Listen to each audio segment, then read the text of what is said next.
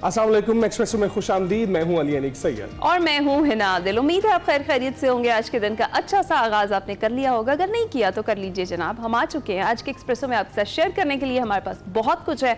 आगाज में थोड़ी सी जरा मौसम की बात करते हैं। हम कहीं बता रहे हैं कि बड़ी यालाबारी हुई, कल का जो वेदर था उसके हवाले से हमने आपको अपडेट किया। इस्लामाबाद में मरी में ज़बरदस्त किस्म की बारिश हुई और मौसम बेहतर हो गया। कहीं अगर बात करें अंदरूनी सिंध में तो वहाँ पर बहुत ज़्यादा बुरे हालात है, हीट वेव अलर्ट्स जारी हुए हैं और इसी तरह से हीट वेव का खतरा जाहिर किया जा रहा है पंजाब के तालीमी इदारों में। उसके पेश नज़र गर्मियों की छुट्टियों का जल्द ऐलान मुतवक्के है और PDM पंजाब ने गर्मी बढ़ने पर जल्द छुट्टियां देने की तजवीज़ भी दे दी है। और महकमा मौसमियात की आज से पंजाब के बाज़ अजला में बारिश की पेशगोई भी है। और महकमा मौसमियात के मुताबिक लाहौर समेत पंजाब में आज और कल बादलों की एंट्री होगी। और महकमा मौसमियात डेली प्रिडिक्ट तो कर रहा है कि एक जो सिस्टम है मगरबी हवाओं का बारिश बरसाने वाला सिस्टम वो दाखिल हो चुका है, जिससे बारिश होगी और मौसम कुछ दिन के लिए डेफिनेटली बेहतर होगा। दिखाई नहीं देता। आपको पता है 2 दिन से इतनी शदीद गर्मी पड़ रही है कि लोग बाहर बीमार पड़ रहे हैं और गर्मी की वजह से बीमार पड़ रहे हैं। और ये वैसी गर्मी है जैसी आपको अमूमन जून या जुलाई में दिखाई देती है। तो ये मौसमियाती तब्दीलियां हकीकत हैं, आपके सामने हैं।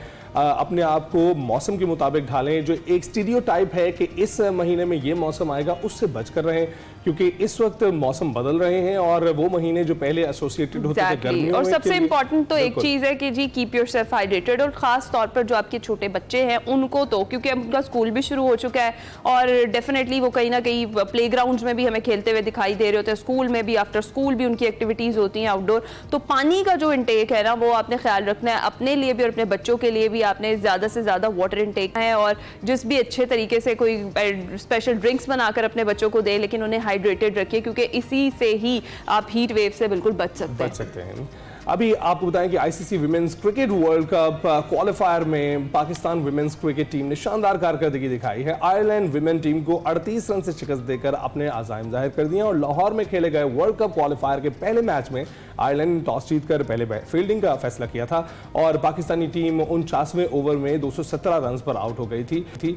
आलिया रियाज 52 रन के साथ नुमाया स्कोरर रहीं और सिद्रा अमीन ने 51, जबकि मुनीबा अली ने 32 रन बनाए। आयरलैंड की टीम 218 रन के ताक़ुब में 179 रन पर ही ढेर हो गई थी। आयरलैंड की तरफ से गैबी लोइस और एमी हंटर ने 44 रन बनाए, जबकि पाकिस्तान की तरफ से डियाना बेग ने 4 और नशो सिंधु ने 3 और सादिया इकबाल ने 2 खिलाड़ियों को आउट किया। जी हाँ, पाकिस्तानी टीम अपना अगला मैच जुम्मे को स्कॉटलैंड के खिलाफ खेलेगी। वर्ल्ड कप खेलने के लिए पाकिस्तानी विमेंस को कितने मैचेस जीतेंगे, ये सारी सूरत हाल जो है वो भी हम आपके साथ गाहे बगाहे शेयर करते रहेंगे। लेकिन ये इतनी अच्छी खबर थी, हमारी खवातीन की इतनी अच्छी परफॉर्मेंस थी, हमने कहा कि आगाज में जो है ना ये खुशखबरी आपके साथ शेयर करें। और ये हाँ डेफिनेटली हम इस पर तफसीलन बात भी करेंगे आगे चल के, लेकिन ये बड़ी अच्छी खबर थी जिसको हमने आपके साथ शेयर किया। और अब जरा जो सियासी मौसम है हमारा उस पर नजर डालते हैं बड़ी खबर में।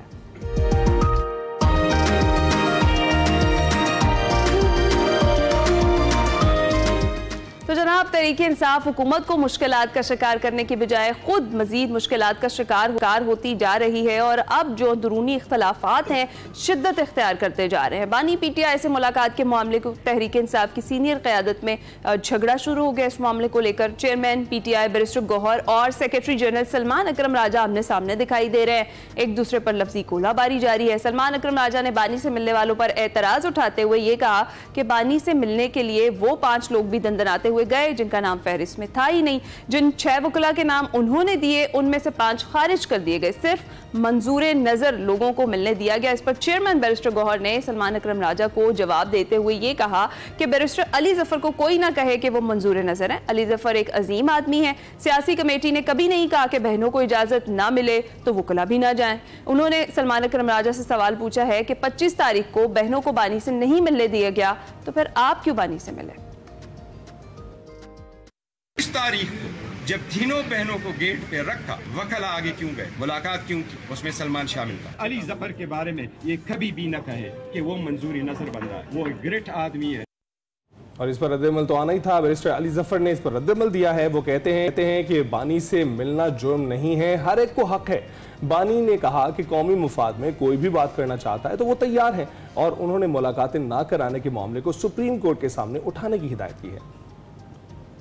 मुलाकात में जो कंट्रोवर्सी क्रिएट की है राय साहब ने अपनी कमेंट से, ये मेरा ख्याल है जायज़ नहीं है, मुझे अफसोस हुआ। तो ये मुलाकात के लिए कौन अंदर जाएगा कौन नहीं जाएगा, ये डिसाइड खान साहब करते हैं या कौन करता है? नहीं, ये डिसाइड एक तो खान साहब बुलाते हैं, उन्हें बड़े पैगाम देते हैं सबको कि आप आके मिले, कौन अंदर कौन मिले। लेकिन बहुत बार ये होता है कि उनकी कोई कंट्रोल कर रहा है जेल अथॉरिटीज़, वो अंदर किसी को जाने देते हैं, किसी को नहीं जाने देते। खान साहब को मिलने से मैं आपको एक बात बता दूं, रोक नहीं कोई सकता। खान साहब जिसको मिलना चाहेंगे मिलेंगे। सब पार्टी के जो ओहदेदारान हैं, लीडरशिप है, उनका राइट है कि वो मिलें, और खान साहब की मर्ज़ी है कि वो किससे मिलते हैं किससे नहीं मिलते।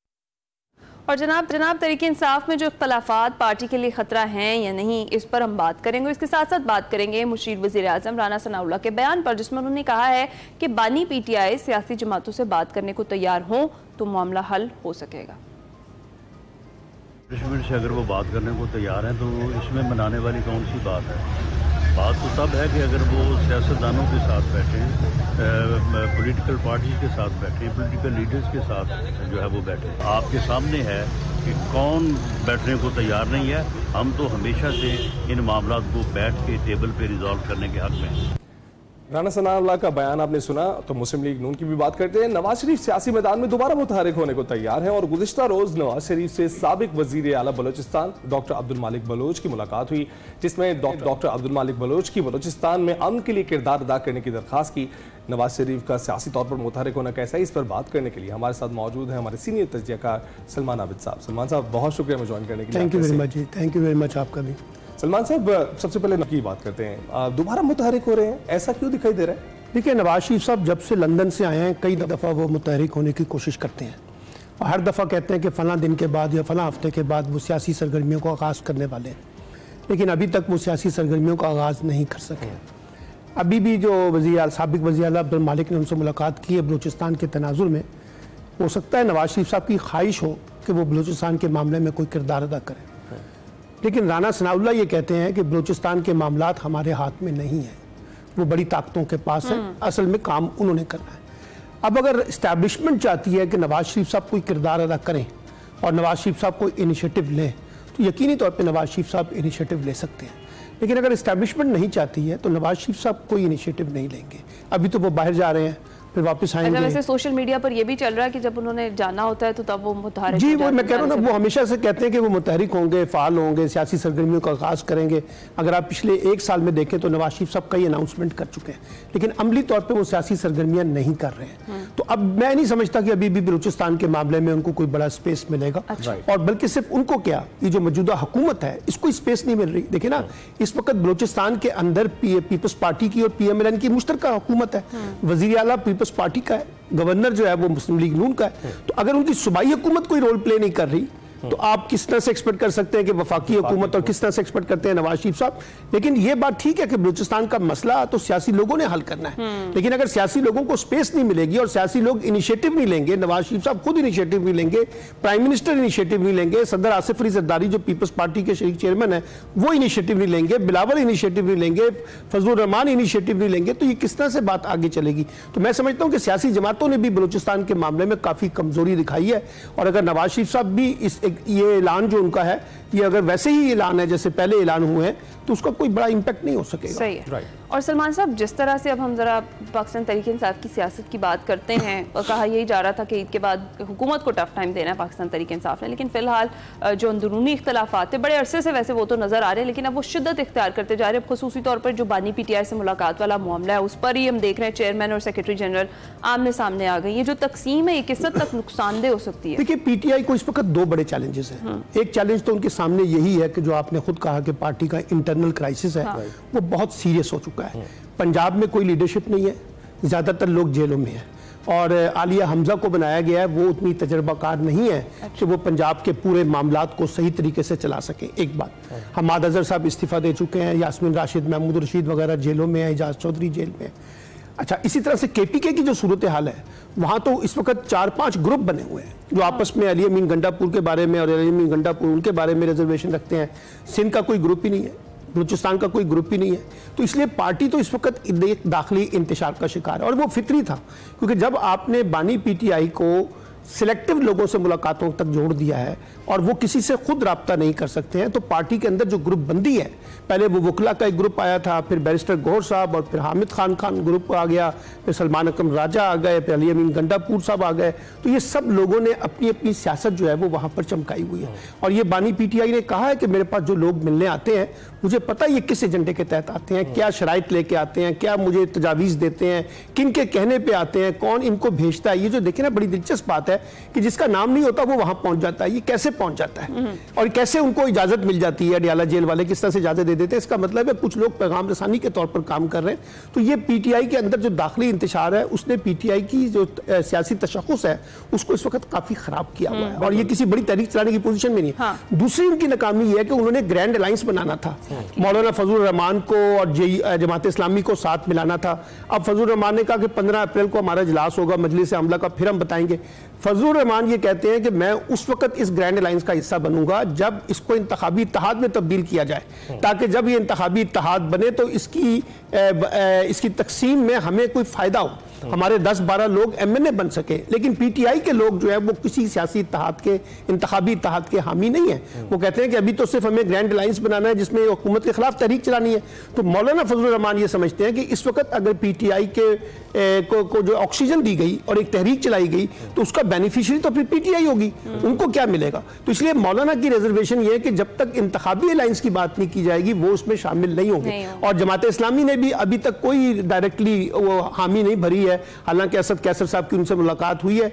जमात इस्लामी की भी रिजर्वेशंस हैं पीटीआई की पॉलिटिक्स के बारे में, और इसकी वजह यह भी है कि क्लैरिटी कोई नहीं है। यानी इमरान खान साहब बिल्कुल एक डिफरेंट जगह पे सोच रहे हैं और जो बैरिस्टर गौहर वगैरह है वो एक डिफरेंट जगह पे सोच रहे हैं, उमर अयूब एक डिफरेंट जगह पे सोच रहे हैं। तो जब पार्टी के अपने अंदर ये इंतशार है तो वो कैसे ग्रैंड अलायंस बना सकेगी और कैसे अपने इंटरनल क्राइसिस को रिजॉल्व कर सकेगी, ये दोनों क्वेश्चन मार्क है पीटीआई की फ्यूचर पॉलिटिक्स के लिए। तो ये तो आप समझ सकते हैं कि वो क्यों ऐसा कर रही है पीटीआई खासकर, क्योंकि अभी उनका स्ट्रॉन्ग होल्ड केपी है और अगर वहां पर वो इंतखाबी इत्तेहाद बनाते हैं तो वहां पर भी जहां पर उनका इस वक्त होल्ड है वो भी लूज होना शुरू हो जाएगा और उनको वो दिखाई दे रहा है कि उसमें शराकतदार कोई रखा नहीं जा सकता। देखिए, पहली बात तो ये है कि अभी मर्दान में जो कन्वेंशन हुआ है उसमें उन्होंने सारी की सारी लीडरशिप को बाहर निकाल दिया वर्कर ने।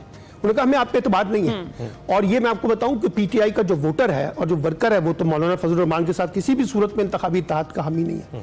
तो इसलिए ये एक रिजर्वेशन है कि वहां पर वो मौलाना के लिए वो स्पेस नहीं है इलेक्टोरल पॉलिटिक्स के लिए, जो पीटीआई या के अंदर कुछ लोग सोचते हैं कि हमें मौलाना के साथ अलायंस करना चाहिए।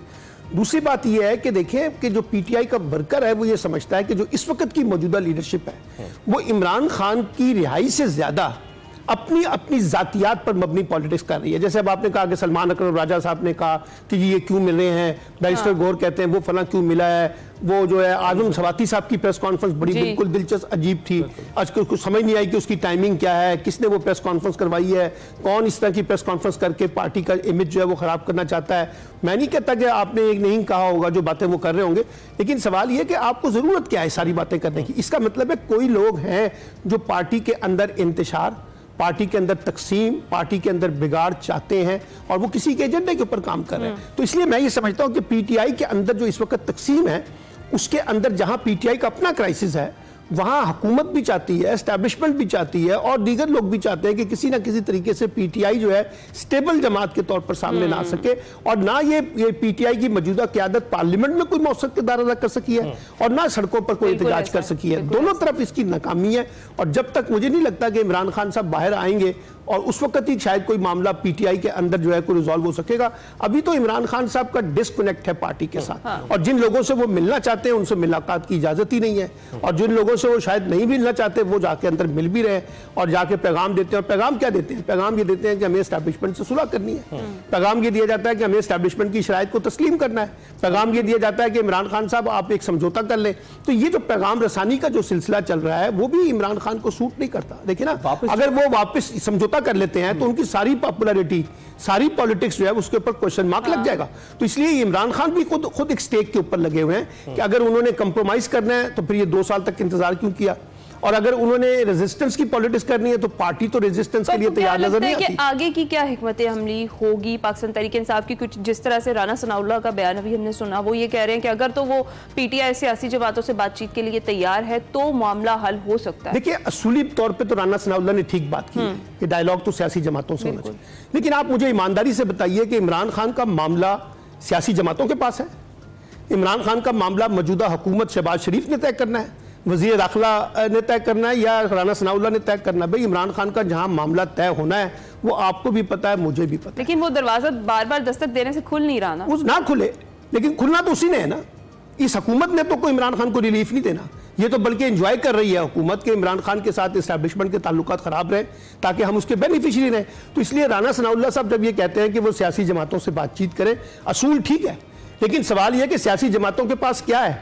क्या आज कोई सियासी जमात यास्मीन राशिद साहब की रिहाई को मुमकिन बना सकती है, हुकूमती जमात बना सकती है? क्योंकि जिसके पास फैसला है वो तो कुछ और चाहता है। तो इसलिए मुझे लगता है यह है कि हुकूमत जो है वो खुद इतनी इख्तियार नहीं रखती बहुत से मामलात में, जहां वो कोई मुज़ाकरात के अंदर कोई बातचीत हो तो उसमें वो कोई गारंटी दे सके। की भी मेज से उठकर खुद पाकिस्तान तहरीक इंसाफ ही गई ना। वो मुज़ाकरात का पूरा जो एक फेज चला था जिसमें इन्होंने फिर खुद ही से शराइत रख दी, तो वो सारा मामला भी तुम्हारे लेकिन बात यह है कि वो जो मुज़ाकरात इंसाफ चाहती भी नहीं है। नहीं, चाहती इसलिए नहीं है कि इमरान खान साहब भी चाहते। इमरान खान साहब कहते हैं कि मैं इस हुकूमत को ओन ही नहीं करता, मैं इस हुकूमत की लेजिटिमेसी को तस्लीम नहीं करता, तो मैं इनसे बातचीत क्यों करूं? मैं बातचीत उन्हीं से करूंगा जिनके पास इख्तियार है। अब ये इमरान खान की बात दुरुस्त है या गलत, इसका हम अपना अपना एनालिसिस कर सकते हैं, लेकिन एक चीज तो हम मानते हैं ना कि पाकिस्तान में ताकत का मरकज इस वक्त कौन है। तो इसलिए जब, और ये देखिए आपको याद होगा जब नवाज शरीफ साहब अपोजिशन में थे, शहबाज शरीफ साहब अपोजिशन में थे, जरदारी साहब अपोजिशन में थे, तो जनरल बाजवा से जाके कौन मुलाकातें करता था? बिल्कुल इसलिए करते थे कि ताकत का मरकज वो थे। तो इसलिए पाकिस्तान में सियासी जमातें कभी भी ताकत का मरकज नहीं रही। हमें पता है। सलमान साहब, बहुत शुक्रिया हमें स्टूडियोज में ज्वाइन करने के लिए, और हम उम्मीद करते हैं कि जहां पर नेस्टेंस हमारे लीडरान में दिखाई देती है, जहां पीटीआई में दिखाई देती है, हम उम्मीद करते हैं कि जल्दी मुज़ाकरात किसी न किसी नतीजे पर पहुंच जाएं और फिर हम आगे बढ़ें और मुल्क को फायदा पहुंचाने की बात करें। हम ब्रेक के बाद हाजिर हैं। Welcome back to Expresso. जनाब, अब आप देख सकते हैं कि कराची की सूरत हाल, उसमें कई वाक़यात ऐसे हो रहे हैं, ट्रैफिक के हादसात हमें नज़र आ रहे हैं। कल रात भी ऐसे वाक़यात हुए हैं और बढ़ते हुए ट्रैफिक हादसात के पेश नज़र नए सेफ्टी कवानीन मुतारिफ करवा दिए गए हैं, उनका नफाज हो गया है। नए कवानीन के मुताबिक शहर भर में पुरानी, बोसीदा और हैवी गाड़ियाँ बशमूल टैंकर्स, ट्रॉलर्स, बसों और डंपर्स की सख्त चेकिंग की जाएगी। जिन गाड़ियों में फ्रंट और बैक सेफगार्ड और व्हीकल के दाएं और बाएं अंडर रन्स नस्ब ना हो, उनके खिलाफ कानूनी कार्रवाई की जाएगी। मोटरसाइकिल सवारों के लिए हेलमेट का इस्तेमाल लाजमी करार दे दिया गया है। हेलमेट के बगैर मोटरसाइकिल चलाने वाले अफराद की बाइक्स जब्त कर ली जाएंगी, जो सिर्फ हेलमेट और लाइसेंस फराहम करने के बाद वापस की जाएंगी। बगैर लाइसेंस ड्राइविंग करने वाले अफराद के खिलाफ मौके पर चालान किया जाएगा और फैंसी नंबर प्लेट्स, काले शीशे, नीली लाइट्स, हूटर्स, सायरन वाली जो गाड़ियां हैं उनके खिलाफ भरपूर कार्रवाई की जाएगी।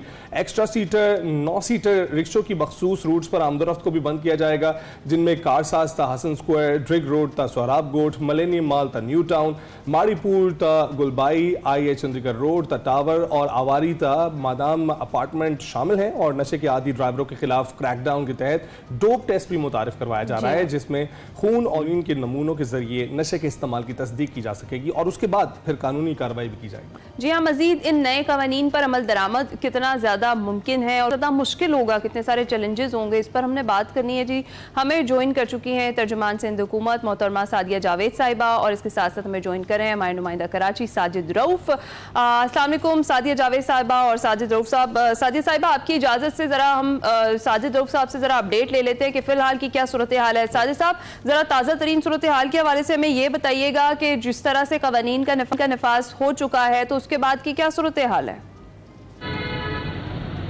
देखिए, बिल्कुल सबसे पहले एक तो ये बात समझने की ज़रूरत है कि कराची के ये मसाइल आज के नहीं हैं।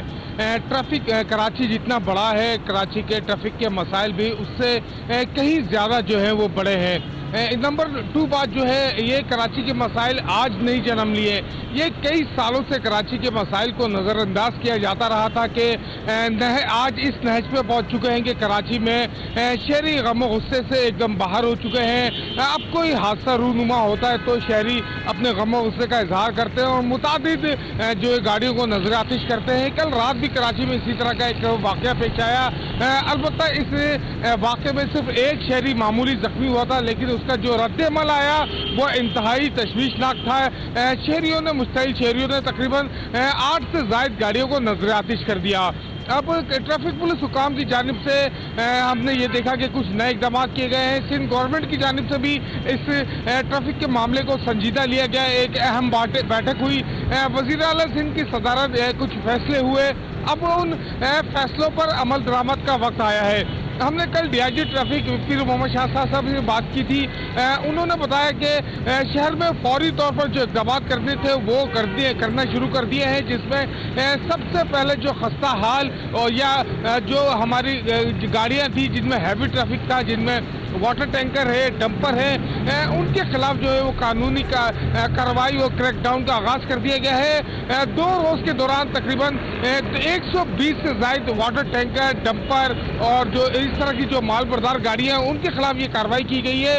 और अक्सर ये देखने में आया है कि अगर कोई वाटर टैंकर गुजर रहा होता था शहर की सड़क से, तो वो लीक हुआ करता था, उसके वॉल से पानी बहा करता था या उसकी हालत इंतहाई खराब थी, उसकी जो गाड़ी की मुद्दत थी वो पूरी हो चुकी थी, जिसके बाद अब ये फैसला किया गया सबसे पहले कि जो खस्ता हाल गाड़ियां हैं या जो बिल्कुल अपनी मुद्दत पूरी कर चुकी हैं उनके खिलाफ जो है वो कार्रवाई का आगाज किया जाए। अब हमने कल देखा कि पुलिस ने शहर भर में मुख्तलिफ क्रैकडाउन किए और क्रैकडाउन के दौरान 120 से ज़ायद जो गाड़ियां थी उनको जो है वो जब्त करके बल्दिया टाउन में इनका इम्पाउंड यार्ड बनाया गया है, जहां पर वो गाड़ियां खड़ी कर दी गई और गाड़ियों के मालकान को इस बात की पाबंदी की, जुर्माने तो लगाए जा रहे हैं और इस बात का भी कहा जा रहा है कि वो अगर अपनी गाड़ियों की मुरम्मत कराएंगे जब ही उनकी गाड़ियां अब यहाँ से रिलीज की जा सकेंगी। साथ ही हमने देखा कि ट्रैफिक पुलिस की जानिब से फैंसी नंबर प्लेट, काले शीशे और जो हुकर लगा हुआ होता था, ये हॉर्न लगा हुआ था, ड्राइवर्स के लाइसेंस चेक किए जा रहे हैं। साजिद, बहुत बहुत शुक्रिया हमें ताज़ा तरीन अपडेट्स देने के लिए। और इस वक्त सादिया साहिबा हमारे साथ मौजूद है, तर्जुमान सिंध हुकूमत है। सादिया साहिबा, आपने सुनी लिया ताज़ा तरीन सूरत हाल क्या है। कल रात भी कुछ वाक़यात हुए हैं, जो अच्छी बात है कि कोई जानी नुकसान नहीं हुआ और आपकी जानिब से भी, अब सिंध हुकूमत की जानिब से भी कराची में हादसात की रोकथाम के लिए अहम फैसले किए जा रहे हैं। ज़रा पहले ये बताइएगा कि इस पर अमल दरामद कितना मुमकिन है? बिस्मिल्लाहिर्रहमानिर्रहीम। Thank you very much. Express के व्यूअर्स और आप दोनों को सबसे पहले तो गुड मॉर्निंग। देखिए, ये कराची में इस साल के आगाज से जो है ये ट्रैफिक हादसात का सिलसिला जो है वो तसलसल से जारी है। सिंध हुकूमत अपनी तरफ से पूरी कोशिश कर रही है। एक तो पहली बात ये कि मैं हर टॉक शो, हर टीवी शो में ये बात करती हूँ कि इसको पॉलिटिकल इशू ना बनाया जाए। ये एक इंतजामी मामला है और इसको इंतजामी तौर पर हुकूमत को डील करने दिया जाए। लेकिन क्योंकि इसमें पॉलिटिक्स शुरू हो जाती है, हम बयान देते हैं, फिर दूसरा जो अपोजिशन पार्टीज हैं वो बयान देती हैं, तो इसको पहली बात तो ये कि इंतजामी तौर पर लिया जाए। जहां तक आपने कहा कि जो सिंध गवर्नमेंट ने इक़दामात किए हैं, जो ऑर्डर किया है चीफ मिनिस्टर साहब ने, वो उस पे देखें, जिन चीज़ों पे फौरी तौर पर अमल दरामद हो सकता है कि जैसे फैंसी नंबर प्लेट, काले शीशे, बोसीदा गाड़ियाँ, ड्राइविंग लाइसेंस की चेकिंग, डोप टेस्ट करना, ये तो अमल हैं जो फौरी तौर पर ट्रैफिक पुलिस को हुक्म दिया गया है। और आपके अपने रिपोर्टर ने ये बात बताई है कि उसमें अमल दरामद भी शुरू कर दिया गया है। लेकिन कुछ ऐसे उसमें स्टेप्स कहे गए हैं जो फौरी तौर पर इम्प्लीमेंट नहीं हो सकता, उसके लिए थोड़ा सा टाइम लगेगा। देखे जैसे कि ये पहले मीटिंग हुई थी ईद से पहले, उसमें तय किया गया था कि जो कराची में गार्बेज के लिए गाड़ियां दाखिल होती हैं और या वाटर टैंकर्स जो पानी की सप्लाई के लिए, वो ऑपरेशंस रात को शिफ्ट कर दिए जाएं। उस पे थोड़ा सा टाइम लगेगा, क्योंकि ऑब्वियसली ये रूटीन वर्क्स है, इनको चेंज किया जा रहा है। बिल्कुल ठीक है सादिया साहिबा, जिस तरह से अभी आपने जिक्र किया कि कुछ चैलेंजेस भी डेफिनेटली होंगे और फैसिलिटेट तो कर रही है सिंध गवर्नमेंट जिस तरीके से ये कवानीन इनका नफाज हो गया है, लेकिन देखा ये जाता है कि कुछ अरसे के लिए तो जब कवानीन बनाए जाते हैं या लागू किए जाते हैं तो अमल दरामद किया भी जाता है और करवाया भी जाता है, लेकिन उसके बाद फिर वही जो पुरानी सूरत हाल है उस पर हम वापस आ जाते हैं। इस पर क्या कहेंगी? नहीं जी, इस मामले पर सीएम साहब ने जो मीटिंग की है परसों, उसमें उन्होंने ये हिदायत दी है कि रोज का रोज आईजी और होम मिनिस्टर को इस पर अपडेट किया जाए और मैं 15 दिन में इसकी रिपोर्ट लूंगा। तो जाहिर सी बात है कि जब चीफ मिनिस्टर साहब इस मामले को हर 15 दिन में खुद टेकअप करेंगे तो जो अमल दरामद है वो किया जाएगा। दूसरा, फेडरल गवर्नमेंट से हमने रिक्वेस्ट की है कि ये जो हैवी ट्रैफिक है ये शहर में ना दाखिल हो, इसके लिए 2 रूट है, लेकिन वो दोनों रूट फेडरल गवर्नमेंट के तहत चलते हैं। एक नॉर्दर्न बाईपास जिसको हम कह रहे हैं कि उसको या तो आप अपग्रेड कर दें और या फिर सिंध गवर्नमेंट के हवाले करें, ताकि ये शहर में ये जो हैवी ट्रैफिक है ये दाखिल ही ना हो, ये पोर्ट से डायरेक्ट M9 पर जो है वो रसाई हासिल करे। और दूसरा, लियारी एक्सप्रेसवे जो कि मेयर कराची ने भी खत लिखा है फेडरल गवर्नमेंट को कि इसको अपग्रेड करके ये इसको हमारे हवाले किया जाए ताकि ये गाड़ियां शहर में दाखिल ही ना हो। बिल्कुल ठीक। तो सादी साहिबा ये बताइएगा कि इस तमाम अमल में क्या डाटा इकट्ठा किया जा रहा है ताकि मुस्तकबिल में जो रेगुलर वायलेटर्स हैं उनको रोका जा सके, लोग जो दोबारा रूल्स को तोड़ रहे हैं उनको कंट्रोल किया जा सके, जो पहले जुर्म के मुर्तकिब हो रहे हैं? हाँ जी, क्योंकि जो ये हैवी ट्रैफिक है और गाड़ियां हैं, इनमें हमने जो मीटिंग हुई है उसमें डिसाइड किया गया है कि डैश कैमरास लगाए जाएं ताकि ये गाड़ियां मॉनिटर हो सके और इनका डेटा कलेक्ट किया जाएगा। एक मैकेनिज्म बनाया जा रहा है कि अगर एक दफा किसी की वायलेशन है और वो उसको तंबीह की गई है और उसने अगर दोबारा उस तरह का कोई किया जुर्म, तो उसकी गाड़ी जब्त की जाएगी। देखिए, पहले चालान नहीं कटता था, अब ट्रैफिक पुलिस को ये इख्तियार दिया गया है कि ऑन स्पॉट चालान किया जाए गाड़ियों का, और जो एक्सीडेंट हो रहे हैं उनके ड्राइवर्स को फौरी तौर पे गिरफ्तार किया जाए। दूसरा, सिंध हुकूमत इस बात को भी कंसिडर कर रही है कि जो ये रैश ड्राइविंग है ये एक बेलेबल ऑफेंस है। आपको पुलिस वालों ने गिरफ्तार कर लिया, अगर आपने कोई एक्सीडेंट किया दूसरे दिन कोर्ट से आपकी जमानत हो जाती है, क्योंकि तो इसको भी तब्दील करने के लिए जो है वो लॉ डिपार्टमेंट काम कर रहा है। बिल्कुल ठीक है। और मैडम, जिस तरह से हमने पंजाब में देखा, खासूसी तौर पर लाहौर में एक बाइक लेन और बाइसिकल लेन जो है वो बनाई गई है रोड पर, तो क्या सिंध हुकूमत भी ऐसा कुछ सोच रही है? क्योंकि ज्यादातर हादसात जो हैं बाइक्स के ही होते हैं और डंपर्स की टक्कर से बाइक्स जो है उनके ही जो ड्राइवर्स होते हैं वो मुतासिर होते हैं, तो इसके लिए सिंध हुकूमत भी ऐसा कुछ सोच रही है?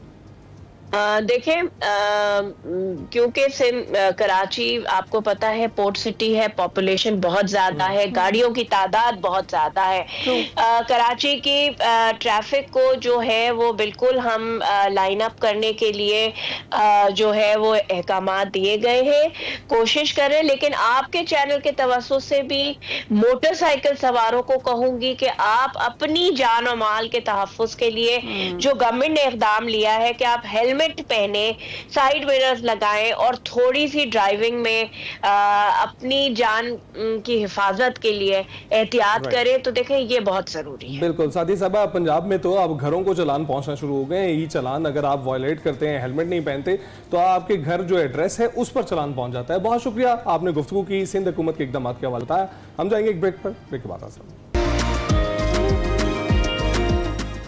वेलकम बैक टू एक्सप्रेसो जी। अब हमारे साथ जो गेस्ट मौजूद हैं वो ऐसी बाहिम्मत, बासलाहियत और काबिल फ़ख्र पाकिस्तानी लड़की है जो हर पाकिस्तानी लड़की के लिए एक मिसाल है। जी, हम बात कर रहे हैं पाकिस्तान की पहली female dressage rider Eileen Bukhari की, जिन्होंने रूस में पाकिस्तान की नुमाइंदगी करके एक तारीख रकम की है। जी, ड्रेसाज एक ऐसा खेल है जो घोड़े और सवार के दरमियान एक हम आहंगी, खूबसूरती और महारत का बेहतरीन इम्तजाज होता है। ये महज खेल नहीं है बल्कि एक आर्ट आप इसको कह सकते हैं, और आइलीन ने इस आर्ट को बैनुल-अक़वामी सतह पर पाकिस्तान के नाम के साथ जोड़ दिया है। और हमारे माशरे में जहां आज भी कुछ लोग लड़कियों को आगे बढ़ने से रोकने की कोशिश करते हैं, वहां आलीन ने घोड़े की बात थामी और दुनिया को बताया कि पाकिस्तानी खवातीन किसी से भी कम नहीं है। आलीन सिर्फ एक खिलाड़ी नहीं है, वो एक उम्मीद है उन सब बच्चियों के लिए जो ख्वाब देखती हैं लेकिन उन्हें रास्ता नहीं दिखता। मजीद आलीन हमारे साथ स्टूडियोज में मौजूद है। इतना यूनिक खेल जिसका तो नाम भी हमारे लिए, हम सबके लिए नया है और यहाँ पर किसी को पता भी नहीं है। शायद यहाँ पर इस तरीके से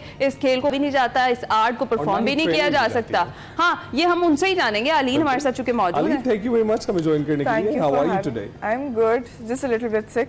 Okay, we wish you well, health. Right now हम जानना चाहेंगे कि ये एक ऐसी स्पोर्ट है जो आमतौर पर ना इसका नाम भी नहीं सुना होगा कुछ लोगों ने, तो हमारे जरा नाज़रीन को बताइएगा। It's ballet on horse. It is ballet on horse. Actually, this is something which is done in Europe. ये यूरोप के अंदर हुआ था। It's actually ये warriors इस्तेमाल किया करते थे when they used to be in like a fight in a war. तो उन्होंने अपने घोड़ों को ट्रेन किया हुआ था कि वो बच सकें। वो चीज़ एक आर्ट के अंदर कन्वर्ट होती गई and it took over Europe. So Pakistan के अंदर तो है नहीं, पाकिस्तान के अंदर शो जंपिंग होती है, टेंट पेगिंग वगैरह होती है, but dressage is something which is not known in Pakistan and mostly in like Asia it's very less. तो ऑलराइट, आपने कैसे पिक कर लिया लाइक इतना डिफरेंट, इतना यूनिक, और आपको कब आइडिया आया या आपने कब सोचा कि मैंने ये करना है? एक्चुअली इट वाज मेरे बाबा।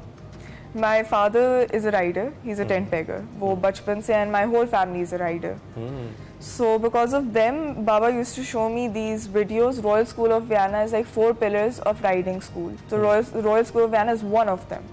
So वो मुझे बचपन में, I was about 4 या 5. He used to show me these videos, the horses like doing the dance, like you know the ballet on the horse. And जब मैंने वो देखा, I just fell in love with it. Because उसके अंदर they were mostly men. No female was allowed over there. It wasn't that it was a rule. It was just male dominated. उसकी वजह से जो है ना, I was like मैंने यहाँ जाना है and I want to be the first one to be there as a girl, as a coach. So that's how dressage came into my life at a very young age. Right. तो ये भी बताइएगा, देखने में तो बहुत ही खूबसूरत है ये। बहुत है। लेकिन राइड तो एक आम घोड़े पर जो उसकी चाल होती है उसके साथ भी करना बहुत मुश्किल होता है, यानी डांस करवाना तो और भी मुश्किल होगा। बिल्कुल। How it feels कि जब आप मतलब एक ट्यून है और उसके ऊपर आप घोड़े पर हैं और वो भी आपके साथ उसी ट्यून के अंदर आ जाता है, तो ये सारी जो फीलिंग होती है उस वक्त की जब आप बैठी होते हैं उसके ऊपर, तो क्या बहुत टफ होता है। It is extremely tough.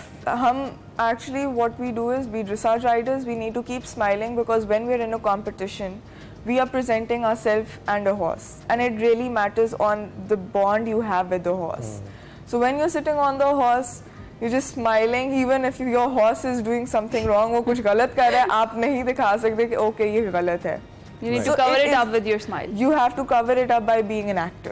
Okay. और ये थिएटर परफॉर्मेंस की तरह ही है, लेकिन ये बिल्कुल हॉर्स के साथ है, but it's with the animal, a living thing. Yeah, it's with a living thing. हम देखते हैं डॉग शोज होते हैं, उसमें भी बहुत मुश्किल होती है उनको सुधारने के लिए, लेकिन जब आप राइड कर रहे हैं उसको तो ये मजीद मुश्किल बना देते हैं इस चीज़ को। बहुत मुश्किल हो जाता है because ये सबको पता है, it's a very powerful thing. ठीक है, वो 600 kg का घोड़ा, हम बेचारे 50 kg के लोग जब उसके ऊपर बैठते हैं, when you have to control and if it goes crazy, तो it's like something which is alright. इसमें यही चीज़ एक जी हाँ पहले शेयर करें। I have broken a rib. Oh my God. 2 years back, और मैं तभी घोड़े पे चढ़ी थी, किसी को नहीं पता था मेरी रिब टूटी हुई है। I have broken a nose, my nose. I have had a concussion 6 times. मेरी बैक की स्पाइन सीधी हो चुकी हुई है। And still you are doing in performance, माशाल्लाह, that's so great. अब मुझे ये बताएं कि हर किसी रैंडम घोड़े के साथ आप सिंक कर लेती हैं या फिर एक आपका मखसूस घोड़ा है जो आप बेसिकली, ये पाकिस्तान में तो डेफिनेटली नहीं है, तो उसको क्या ट्रैवल कराती हैं अपने साथ या फिर उसके साथ आपको टाइम स्पेंड करना पड़ता है? घोड़ों के साथ तो I am a horse whisperer. मैं अपनी तारीफ खुद कर रही हूँ, but it's true. I can connect with any horse, but there is just one horse which I really connect to, and that is Mr. Medici. He's a Derby champion of Hong Kong. वो मेरी family का है। He's a very aggressive horse. मैंने बीच में riding छोड़ी थी, the first time I saw him, I fell in love with it. और जहाँ तक कि आपकी बात आती है कि यहाँ से बाहर ये रेड जोन है, आप अगर इम्पोर्ट कर आप एक्सपोर्ट नहीं कर सकते। ओके। सो अगर मैं यहाँ पे ड्रेसाज का घोड़ा लेके आऊँ ना तो मैं बाहर नहीं लेके इसको जा सकती। तो फिर आप ट्रेनिंग के लिए बाहर जाते हैं? जी, मेरी सारी ट्रेनिंग वैसे पाकिस्तान में है ही नहीं। पाकिस्तान में व्हेन यू और how is your experience UAE और रशिया में? आई गेस आप ट्रेनिंग कर रही हैं। UAE was fine. It was fine. It taught me a little of basics of dressage, but Russia के अंदर it taught me a lot more. It was like horsemanship तो मेरे में already है, but you know घोड़े के साथ वो जब उसको सिंक में लाना होता है, how you said कि you know when you have to put him in sync, that's extremely tough, and that's what my ma'am Yulia taught me. Right. वो okay. अच्छा ये बताइएगा कि जॉकीज हमने मेल देखे हैं ज़्यादा, और ड्रेसाज में भी मेल जॉकीज हमें ज़्यादा दिखाई देते हैं, फीमेल इतनी ज़्यादा नहीं है। जॉकीज इसलिए होते हैं बिकॉज ये जॉकीज का मैं नहीं बता सकती। To be very honest, वो मेरी फील्ड नहीं है, but jockey basically that is male dominated. Tent pegging is male dominated, show jumping is not, polo is male dominated mostly, barrel racing भी नहीं है, बट जॉकी है ये being a racer, horseback racer, so that is also male dominated. Dressage is not. All right. You show jumping and dressage के अंदर you have both. Actually dressage में you have more females rather than men. सही है। अच्छा, तो आलीन, जिस तरह से अभी हम बात भी कर रहे हैं, हम में से तो ज्यादा लोगों को टेंट पैगिंग और पोलो के अलावा जो हॉर्स रिलेटेड और कोई स्पोर्ट का पता नहीं है। ड्रेसाज इज वेरी न्यू हम सब के लिए ही। तो आपको क्या लगता है इसके लिए हमारी गवर्नमेंट को भी यहाँ पर कुछ काम करना चाहिए स्पोर्ट की, मतलब ताकि आपकी जैसी और भी बहुत सारी टैलेंटेड लड़कियां होंगी जिसमें इंटरेस्टेड भी होंगी, लेकिन स्टिल वो रिस्ट्रिक्टेड होंगी कि वो जा नहीं सकती, बाहर ट्रेनिंग नहीं कर सकती अपने रिसोर्सेज की वजह से। तो पाकिस्तान में भी इसके लिए होना चाहिए ट्रेनिंग के लिए कुछ? बिल्कुल होना चाहिए, बिकॉज इट इज समथिंग जब आप एक दफ़ा उसे करो, it's a very loyal thing, ठीक है। So people who are afraid to do it, they won't do it. And जो हमारी गवर्नमेंट है वो सिर्फ एक ही चीज़ को देखती है, दैट इज़ क्रिकेट। हम क्रिकेट के अंदर बहुत ज़्यादा आगे हैं, फुटबॉल वगैरह में हम सब बहुत पीछे हैं। They wouldn't recognise all of these. I would really want the government के जो अगर हॉर्सबैक राइडर्स हैं उनको वो लोग ज़रा पुश करें, ज़रा थोड़ा इनकरेज करें, because I am sure there must be a lot of talent out there.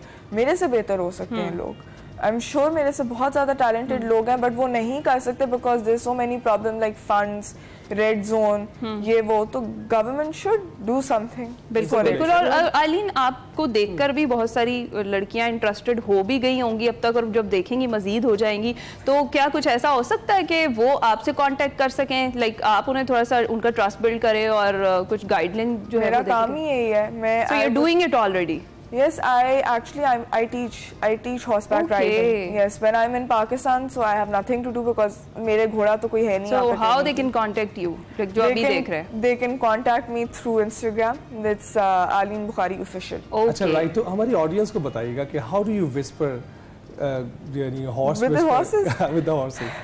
Actually, it's not actually whispering.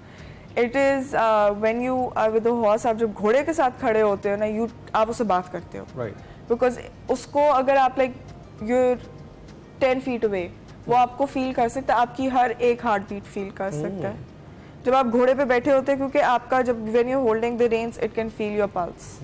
सो उसको पता होता है आप नर्वस हो, आप इस वक्त गुस्से में हो। So when you want to connect with the horse, आप जब उसके साथ होना चाहते हैं, आप उससे बात करें, उसको प्यार करें, उसको समझाएं कि everything is all right. Because घोड़ा एक ऐसा एनिमल है जो हर किसी से डरता है।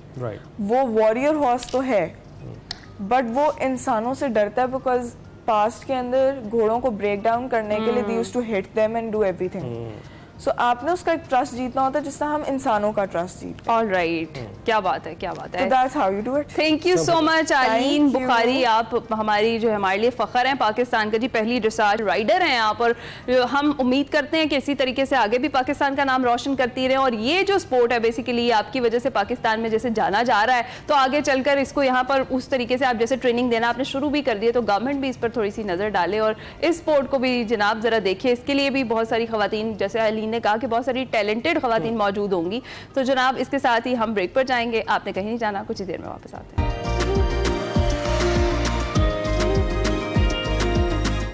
वेलकम बैक टू एक्सप्रेसो जी। प्रोग्राम का दूसरा हिस्सा है, दूसरा घंटा शुरू हो चुका है। इसमें भी आपके साथ शेयर करने के लिए बहुत कुछ है, लेकिन टॉप ऑफ द आवर हम शामिल करते हैं अपना सेगमेंट एक्सप्रेसो किताब, जिसमें वक़ार अहमद मलिक आज बात कर रहे हैं पाकिस्तान में तहजीब की कहानी का उर्दू तर्जुमा करने वाले यासिर जवाद से। क्या गुफ्तगू हो रही है, आइए देखते हैं। अस्सलाम वालेकुम, मैं हूं वकार अहमद और आप देख रहे हैं एक्सप्रेसो किताब। एक्सप्रेसो किताब में आज जिक्र है तहजीब की कहानी का। चौथी जिल्द जो है उसका तर्जुमा आ चुका है और स्टोरी ऑफ सिविलाइजेशन का ये बहुत ही एक कमाल तर्जुमा, बहुत बड़ा कारनामा है, बहुत बड़ा काम कर रहे हैं यासिर जवाद।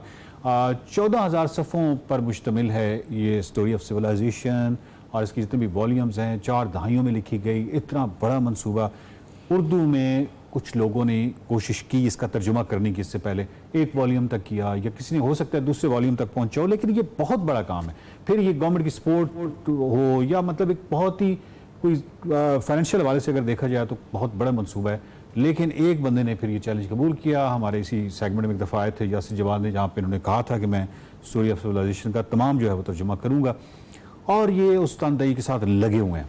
और 3 जो तराजिम उससे पहले इन्होंने वॉल्यूम किया था तहजीब की कहानी, ये जो था तीसरा था रूम का रूज और मसीहत, और तहजीब की कहानी कदीम यूनान जो है ये दूसरी थी, और तहजीब की कहानी हमारा मशरकी विरसा ये जो है ये पहली थी। मुझे उठाने में इतनी दिक्कत हो रही है। यासिर भाई अस्सलाम वालेकुम, सही इतना बड़ा तर्जुमा, अब आपकी चौथा वॉल्यूम आ गया जी। आई थिंक ये ज़ख़ामत में तीनों से बड़ा है। हाँ जी, ये सबसे बड़ा, इस पूरी जो 11 जिल्दें हैं उसमें ये सबसे बड़ा वॉल्यूम यही है। ओके। तो इसको का मैनेज करना, इसको फाइनेंशियली और इसकी जो सरमायाकारी वो सारा करना एक बहुत यानी कि मेहनत तलब काम था। और ये जो है इसकी जो प्रिंटिंग, इसकी जो क्वालिटी है बहुत ही कमाल है। तहजीब की कहानी जब अब तो आपको चौथा वॉल्यूम हो गया जी। उससे पहले आपने बीच में कुछ चैप्टर्स किसी ज़माने में किए थे। अच्छा, लेकिन अब थॉरली तो आप कर रहे हैं। कोई ऐसा है कि कोई वॉल्यूम जो है वो ज़्यादा प्रॉब्लम करता हो, यानी तर्जुमे में मुश्किल हो, या ये क्योंकि डिक्शन एक ही होती है, वो राइटर की तो एक ही है वो? नहीं, वो चूँकि जो राइटर है उसका जो मकसद है वो कि हर दौर के अदब को, लिटरेचर, उसको आर्किटेक्चर को, फ़िलासफ़ी को और दीगर जो समाजी और सियासी हालात हैं उनको वो मिला के देखता है। इसलिए हर जिल्द में ही सब कुछ आ जाता है, ठीक है ना। तो उसका जो बुनियादी नुक्ता नज़र यही है कि एक तहजीब वो दूसरी में कैसे मुंतकिल होती है। जब वो उसके अंदर से जो अपनी जो पोटेंशियल है वो ख़त्म हो जाता है या मरने लगता है, तो वो दूसरी तहजीबों में कैसे मुनकलिब होती है। तो ये उसका नुक्ता नज़र है। तो इसमें इसलिए हर जिल्द में हर तहजीब के सभी पहलू आ जाते हैं। अब जब आप नए वॉल्यूम का तर्जुमा करते हैं, जिस तरह अभी आपने ये किया, तो इसका मतलब है कि एक असलूब तो एक ही जैसा है ना, क्योंकि असलूब तो उनका बड़ा खूबसूरत असलूब है विल डोना का। वो असलूब एक ही है, लेकिन आपको हर वॉल्यूम में नई टर्मिनोलॉजी, नए नाम, नई चीज़ें, इस तरह का कुछ चैलेंजेस दरपेश होते होंगे। हाँ जी, नामों का तलफ़्फ़ुज़ ख़ास तौर पर होता है कि जिसमें बहुत सारे मुख्तलिफ होता है। कुछ इंग्लिश तलफ़्फ़ुज़ और होता है, इटालियन तलफ़्फ़ुज़ और होगा, रूसी का फ्रेंच तलफ़्फ़ुज़ और होगा। तो जैसे हमारे इधर भी कुछ अरबी के अल्फाज हैं, आप उसको हलब को इंग्लिश में अलीपो लिखेंगे, ठीक है। और इस तरह ही जैसे पर्शिया है हम फारस कहेंगे। तो ये तो बहुत सादा सी मिसालें हैं, लेकिन बहुत सारे नाम जो हैं, जैसे जूलियो है इटालियन का, वो इंग्लिश का जॉन है। तो इसी तरह यहाँ जाके हो जाता है वो फ्रेंच में। तो ये जो फ़र्क है ना, तो इस तरह जो तहजीबी पस मंज़र है उसके हिसाब से नामों का ख्याल रखना वो बहुत ज़रूरी है। अच्छा, आप क्योंकि तर्जुमा में पाकिस्तान का सबसे बड़ा नाम है, अब मुझे मतलब अगर आपको एक सीधी तर्जुमा करना हो, एक अलग बात होती है। मसलन अभी पिछले दिनों मैंने नोट्स फ्रॉम अंडरग्राउंड का कोई किसी ने तर्जुमा किया था, एक पागल की डायरी, ठीक है जी। तो अब आप अंदाज़ लेना, अगर इस तरह का तर्जुमा करना हो तो फिर तो बड़ी दवानी से आप, लेकिन आप जिस तरह का तर्जुमा करते हैं उसमें क्या कभी ऐसा होता है कि एक दिन में होने को हो सकता है 10 सफ़े हो जाए और किसी जगह पे अगर एक सफ़े पे या किसी एक लफ्ज़ पे रुकावट पड़ गई है तो रुकावट पड़ जाए? नहीं, ऐसे होता है, बहुत दफ़ा होता है कि आप एक जुमला है फिर आप उसको छोड़ देते हैं, वो फिर आपको अगले दिन समझ आता है। हो सकता है 2 सफ़े बाद उसका तनाज़र समझ आ जाए, लेकिन ऐसा बहुत कम होता है, ठीक है। आप क्योंकि अब टाइम भी आपको बहुत अरसा हो गया ना, वो भी हो गया। और दूसरा जो फ्रेजेस हैं और ईडियम्स हैं उनमें अगर मसला कभी हो जाए कोई, क्योंकि इनका पुराना असलूब है, तो अब AI और ये गूगल, इसमें बहुत सारी सहूलियात हो गई हैं जो आज से 20-25 साल पहले नहीं थी। उसमें तो आपको सिर्फ एक हार्ड फॉर्म में डिक्शनरी ही होती थी मौजूद ना। तो अब बहुत सारी सहूलियात हो गई हैं, लेकिन हमारे यहाँ दीगर चीज़ों की तरह इसमें भी उन सहूलियात का गलत और नाकस अंदाज में फ़ायदा उठाया जा रहा है। मतलब ऐसे भी आपको तराजम आ रहे हैं जो आप जिसको मशीनी तर्जमा कहते हैं। हर मशीनी तर्जमा कोई होता तो नहीं, या तर्जमा होता है या नहीं होता। अगर आप गूगल में से उसका उर्दू वर्जन निकालते हैं तो वो तर्जमा तो नहीं ना। मैं लास्ट टाइम एक पब्लिशर वहाँ पे एक किताब थी नित शेख आई थिंक थी अलमिया का जन्म, तो वो मैंने देखी और उसको थोड़ा सा देखा तो वो तो मशीनी तर्जुमा था। अच्छा, ना उसका कोई सर ना उसका कोई पैर, ये ऐसी है ना जिस तरह आप गूगल को कोई चीज़ देते हैं, मतलब बड़े बड़े इंटरेस्टिंग तर्जुमे होते हैं कि कोई ऐसी, वो उसी तरह उसको कोई कोई कोई कोई किसी उस तरह लिंकेजेस नहीं है, कोई कुछ नहीं है, और आप 2 सफ़े भी नहीं पढ़ सकते उसके। मैंने उसको कहा, मैंने कहा यार ये नीचे किसी का नाम भी लिखा हुआ है तर्जुमा, मैंने कहा या तो उसने आपको बेवकूफ़ बनाया या फिर आपने खुद ये किया है, मतलब दोनों सूरतों में जुर्म तो है। ज़्यादातर जो इस तरह के आ रहे हैं ना, वो आ रहे हैं फर्जी नामों के साथ। आपको अजीबोगरीब से कुन्नियतों वाले नाम आपको लिखे हुए नज़र आएंगे, वो रियल में मौजूद नहीं है। मैं ऐसे वाक़या जानता हूँ कि पब्लिशर ने अपने जो 2 साल का बेटा था उसका नाम दे दिया। अच्छा, हाँ, ठीक है ना, इस तरह भी होता है। तो ये चूँकि फिक्टिशियस है सारा हमारा, जैसे बाकी की सोसाइटी के दीगर शोबे हैं, आपकी तालीम के शोबे हैं, आपकी PhDs हैं, तो उसी तरह ये होगा ना, ये कोई आसमान से तो नहीं उतरेगा शोबा। तो इसलिए आपको अगर अपनी ओरिजिनलिटी और मुसन्नफ़ से इंसाफ करना है तो फिर आपको दुगनी मेहनत करनी पड़ेगी। ये टोटल वॉल्यूम्स कितने? ये 11 वॉल्यूम्स हैं। हाँ, ये 11 वॉल्यूम्स में अभी तक आप चढ़ाई पे हैं। हाँ, ठीक है, अभी उतराई नहीं आई। हाँ, अब तक का आपका जो इस तमाम तर्जुमा, इसकी पब्लिशिंग, फिर ऑफकोर्स किस तरह ये किताब निकली या फ़रोख्त हुई, इन तमाम वेरिएबल्स, तमाम चीज़ों को मद्देनज़र रखा जाए, हम कह सकते हैं सहूलत के साथ कि हम 11 वॉल्यूम्स तक पहुँच जाएंगे? हाँ, पहुँच जाएंगे। 3 साल के अंदर अंदर इसके 5वीं जिल्द आ जाएगी जून में, तो आपका जो मिडवे मार्क है वो आपको अचीव हो जाएगा। तो फिर आपको उतराई का जो है, जैसे कि आप कह रहे हैं, क्योंकि ये सबसे बड़ी जिल्द तो आ चुकी है, तो उसके आने के साथ ही 5000 सफ़ात जो है 5000 सफ़ात मुकम्मल हो जाएंगे। ओके, ठीक है ना। 5000 सफ़ात हम अंग्रेज़ी के कह रहे हैं या उर्दू? अंग्रेज़ी के। अंग्रेज़ी के, तो मतलब 14000 यानी 9000 सफ़ात अभी फिर। जी जी जी जी, क्या ज़बरदस्त किस्म का ये काम है। Story of civilisation the age of faith, ये इसकी चौथा जो वॉल्यूम है, ये आई है 4थी जिल्द, तो ये ज़रूर देखिएगा, बहुत ही कमाल काम है। शायद पाकिस्तान की तारीख़ का ये बहुत ही एक अनोखा, बहुत बड़ा मंसूबा है जो एक फ़र्द ने अपने कंधों पे उठाया हुआ है, और यकीनन उनके उसमें दोस्त भी शामिल हैं।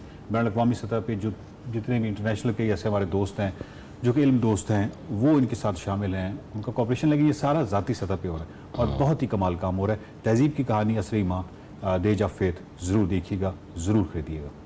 देखते रहिए एक्सप्रेसो किताब।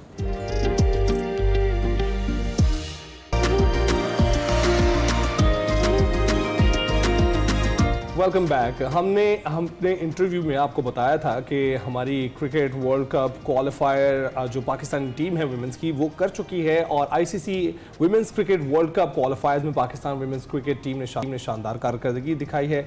आयरलैंड विमेन टीम को 38 रन से शिकस्त देकर अपने आज़ाइम जाहिर कर दिए हैं। लाहौर में खेले गए वर्ल्ड कप क्वालिफायर के पहले मैच में आयरलैंड ने टॉस जीतकर पहले फील्डिंग का फैसला किया, और इसके मुतालिक हमने बताया, इंडिविजुअल स्कोर्स के मुतालिक भी आपको बताया। 49वें ओवर में 217 रन्स पाकिस्तानी टीम ने बनाए, उसके बाद आउट हो गई। आलिया रियाज ने 52 रन्स बनाए, सबसे ज़्यादा नुमाया रहीं, जबकि सिद्रा अमीन ने 51, मुनीबा अली ने 32 रन्स बनाए। आयरलैंड की टीम 218 रन्स के ताकुब में 179 रन्स पर ढेर हो गई। जी हाँ, और आयरलैंड की तरफ से भी बड़ा अच्छा परफॉर्म किया गया। गेबी लोइस और एमी हंटर ने 44 रन्स बनाए। पाकिस्तान की तरफ से डियाना बेग ने 4, नशरा सिंधु ने 3 और सादिया इकबाल ने 2 खिलाड़ियों को आउट भी किया। पाकिस्तानी टीम अपना अगला मैच जुम्मे को स्कॉटलैंड के खिलाफ खेले जा रही है। वर्ल्ड कप खेलने के लिए पाकिस्तानी विमेंस को कितने मैच और जीतना पड़ेंगे, इस पर हमने बात करनी है। जी, हमारे साथ यूसुफ अंजुम साहब मौजूद है स्टूडियोज में। अस्सलाम वालेकुम यूसुफ साहब, कैसे हैं? वालेकुम अस्सलाम, ज़बरदस्त, आप सुनाएं। यूसुफ साहब, क्या मुझे तो लग रहा है कि मेंस टीम से जो रूठी हुई फतह है ना, वो पाकिस्तानी विमेंस पर मेहरबान हो गई है। बिल्कुल ऐसे ही दिखाई दे रहा है, क्योंकि हम हार कर जो खबरें पढ़ते थे, उसके बाद एक खुशी मिली है पाकिस्तान को करके पाकिस्तान की विमेंस टीम ने मैच जीत लिया है। पिछले इससे पैसे माजी में जाएं तो पाकिस्तान की जो परफॉर्मेंस थी विमेंस टीम को भी इतनी अच्छी नहीं थी, लेकिन अब चूँकि नया महीना शुरू हुआ है तो कुछ नई शुरुआत देखने को मिली है कि पाकिस्तान टीम ने कुछ बेहतर परफॉर्मेंस देना शुरू की है। ICC विमेंस वर्ल्ड कप, आपको थोड़ा मैं पीछे लेके जाऊँ कि आपको याद होगा कि ICC चैम्पियन ट्रॉफी की मेज़बानी पाकिस्तान ने की थी, उससे पहले एक हंगामा बरपा हुआ कि इंडिया की टीम पाकिस्तान नहीं आएगी। तो उस वक्त एक आईसीसी, इंडियन क्रिकेट बोर्ड और पाकिस्तान क्रिकेट बोर्ड के दरमियान एक फ्यूजन मॉडल तय पाया था, फार्मूला, जिसके तहत इंडिया की टीम अपने जो मैचेस है न्यूट्रल वेन्यू पर खेलेगी और पाकिस्तान की टीम भी न्यूट्रल वेन्यू पर ही मैचेस खेलेगी जो इंडिया में होंगे। तो उसी बदले पाकिस्तान को एक इवेंट मिला था जिसको ICC women world cup qualifier कहते हैं। इसमें 6 टीमें हैं, छठी टीम पाकिस्तान की है, उसके अलावा वेस्ट इंडीज़ है, बांग्लादेश है, स्कॉटलैंड, थाईलैंड, आयरलैंड की ये टीमें हैं। तो इसमें से 2 टीमों ने वर्ल्ड कप के लिए क्वालिफाई करना है, जो टॉप जिनकी पोजीशन होगी इस इवेंट के ख़त्म होने के बाद। उसके बाद 6 टीमें वहाँ पर वर्ल्ड कप के लिए पहले ही क्वालिफाई कर चुकी हैं। इससे पहले जितने वर्ल्ड कप हुए पाकिस्तान ने वर्ल्ड कप क्वालिफाई करके वहाँ पर पहुँचा था और 3 बार ये इवेंट पहले हो चुका है और चौथी बार पाकिस्तान इसकी मेज़बानी कर रहा है। पाकिस्तान क्योंकि पहली दफ़ा इसका मेज़बान है, तो मेज़बान होने के नाते पाकिस्तान के लिए इसकी शुरुआत करना बड़ी अच्छी थी कि पाकिस्तान की टीम अच्छा परफॉर्म करे, क्योंकि शायकीन ज़ाहिर क्रिकेट से अब बदल हो चुके हैं और अगर पाकिस्तान के लिए अच्छी खबरें आएंगी तो यकीनी तौर पर वो भी ग्राउंड का रुख करेंगे। राइट, तो ये बताइएगा कि हमने आगाज़ तो अच्छा किया, हमने मैच अपना जीत लिया, कितने मैचेस और हमें जीतने पड़ेंगे? देखिए, पाकिस्तान के लिए तो हर मैच ही फाइनल मैच समझकर हम देखते भी हैं और खेलते भी हैं, क्योंकि पाकिस्तान टीम की परफॉर्मेंस का कोई पता नहीं चलता कि कब ऊपर चली जाए कब नीचे चली जाए। कमज़ोर से कमज़ोर टीम के खिलाफ हम अच्छा परफॉर्म कर जाते हैं और कमज़ोर टीम के खिलाफ अक्सर हार भी जाते हैं। माजी में हमारा सारा रिकॉर्ड इसका आप देख सकते हैं। तो पाकिस्तान के लिए पहला मैच जीतना बहुत ज़रूरी था, क्योंकि यकीनी तौर पर जब आप पहला मैच जीते हैं तो आपको जो मोराल है वो काफ़ी बढ़ जाता है। अब इसमें जो टॉप टीमें आप कह सकते हैं, फेवरेट कह सकते हैं, उसमें पाकिस्तान भी है, वेस्ट इंडीज़ भी है और बांग्लादेश भी है। स्कॉटलैंड ने कल सरप्राइज़ दिया पूरी जो वीमेंस टीमों को, क्योंकि वेस्ट इंडीज़ टीम को हराना यकीनी तौर पर उनके लिए बहुत बड़ी कामयाबी थी और ये मैच भी बड़ा ज़बरदस्त हुआ। एक इसमें सेंचुरी भी बनी उनकी टीम की जानिब से। तो अब देखते हैं कि पाकिस्तान की टीम का जो स्कॉटलैंड के साथ मुकाबला होगा वो कैसा होगा। अगर पाकिस्तान की टीम स्कॉटलैंड को हराने में कामयाब होती है तो फिर कह सकते हैं कि हम पाकिस्तान के आगे बढ़ने के इम्कानात और क्वालिफाई करने के इम्कानात मज़ीद रोशन हो जाए। ठीक है, तो यूसुफ साहब, जिस तरह से अभी हम बात कर रहे हैं कि होस्ट कर रहे हैं, एंट्री भी फ्री है मैच की, लेकिन हम देख रहे हैं क्राउड नहीं आ रहा वहाँ पर। क्या रीज़न इसकी देख रहे हैं? टाइमिंग का मसला है, वीकडेज का मसला है, या फिर गर्मी की शिद्दत है, क्यों, या फिर शायकीन नाराज़ ही हो गए हैं क्रिकेट से? देखिए, नाराज़ तो ज़रूर है, इसका असर यकीनी तौर पर पड़ता है कि लोग नहीं आते मैच देखने के लिए। फिर यह कि पाकिस्तान में जिस तरह मेंस क्रिकेट को फॉलो किया जाता है, वीमेंस क्रिकेट को फॉलो बिल्कुल नहीं किया जाता। और पहली बार चूँकि ये आईसीसी का इवेंट पाकिस्तान में हो रहा है तो उसके लिए टाइमिंग सुबह की है, लेकिन उसके बावजूद लोग नहीं आ रहे। कल भी हमने देखा कि दाखिला फ्री होने के बावजूद सिर्फ 25 से 27 लोग वहाँ पर मौजूद थे। उनमें से अक्सर वो लोग थे जो पहली बार स्टेडियम जो नया तामीर शुदा उसको देखने के लिए आए थे और भी वहाँ पर वो अपना टिकटॉक बना रहे थे और उससे ज़्यादा उनकी दिलचस्पी नहीं थी। या वो लोग थे जो अपने बच्चों को स्टेडियम दिखाना चाहते थे कि चले इसी बहाने हम विज़िट करने आए हैं तो साथ स्टेडियम भी देख ले।